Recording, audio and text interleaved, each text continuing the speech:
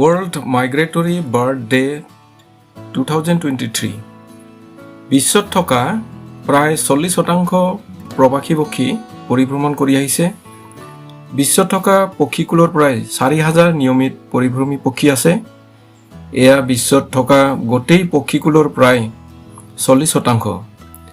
বিশ্বজুৰি থকা পানীৰ স্ৰোত আৰু পক্ষীবোৰৰ প্ৰবাহ পৰিৱৰ্তনৰ বাবে ইহঁতৰ জীৱনত অহা সংকটৰ বিষয়ে বিশ্বক অৱগত কৰাবৰ বাবে প্ৰতি বছৰ বিশ্বজুৰি বিশ্ব প্ৰবাসী পক্ষী দিৱস ৱৰ্ল্ড মাইগ্ৰেটৰী বাৰ্ডছ ডে পালন কৰা হয়। ইয়াৰ ইতিহাস জনোৱা হওক। হায়দৰাবাদ আফ্ৰিকি ইউৰেছিয়াই প্ৰবাসী জল পক্ষীৰ সংৰক্ষণৰ লগত চুক্তি agreements on the conservation of African Eurasian water birds AEWA নামৰ ৱেবছাইট অনুসৰি বছৰত দুবাৰ বিশ্ব প্ৰবাসী পক্ষী দিৱস প্ৰথম 13 মে আৰু দ্বিতীয়তে 14 অক্টোবৰৰ দিনা পালন কৰা হয়। বিশ্ব প্ৰবাসী পক্ষী দিৱস বছৰত দুবাৰ পালন কৰাৰ বিষয়ে যুক্তিতৰ্ক আছে। বিশেষজ্ঞৰ মতে উত্তৰ আৰু দক্ষিণ গোলাৰ্ধৰ নৰ্থাৰ্ণ এণ্ড চাউথাৰ্ণ হেমিস্ফেয়াৰত পক্ষীৰ সক্ৰিয় প্ৰব্ৰজনৰ প্ৰকৃতি চাইক্লিকেল নেচাৰ অফ বাৰ্ডছ মাইগ্ৰেশ্যন হয়। বিশ্ব প্ৰবাসী পক্ষী দিৱসৰ ইতিহাস আৰু ইয়াৰ লক্ষ্য বা উদ্দেশ্য। 1993 চনত American fish and wildlife service Smithsonian migratory birds center and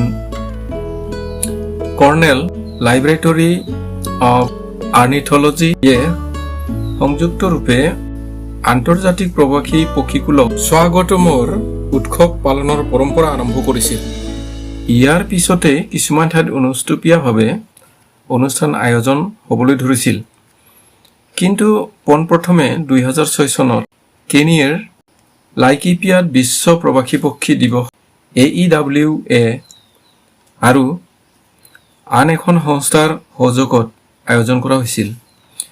এই আয়োজনত লাইকিপিয়াত কুকি গেলমেন নামৰ এগৰাকী মহিলাৰ প্ৰচেষ্টাত পল ৱৰী নিউৰো নামৰ বন্যপ্ৰাণী নামৰ অভয়াৰণ্যৰ ফেমাউষ্ট ৱাইল্ড লাইফ ৰিজাৰ্ভ কৰা হৈছিল।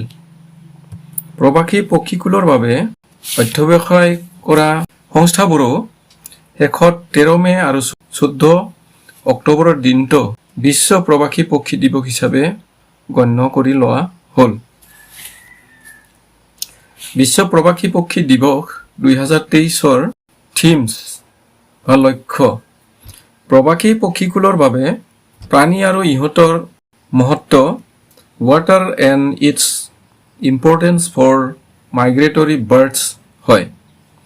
সংযুক্ত ৰাষ্ট্ৰৰ পৰিৱেশ বিষয়সূচী ইউনাইটেড নেশ্যনছ এনভাইৰনমেণ্ট প্ৰগ্ৰেম বিশ্ব প্ৰবাসী পক্ষী দিৱস 2023ৰ পানী আৰু প্ৰবাসী পক্ষীকুলৰ মহত্বৰ বিষয়ে কেন্দ্ৰীভূত কৰা আৰু ইয়াৰ উদ্দেশ্য বিশ্ববাসীৰ আগত পানী আৰু প্ৰবাসী পক্ষীৰ দুয়োটাৰ বিষয়ে সজাগতা অনা।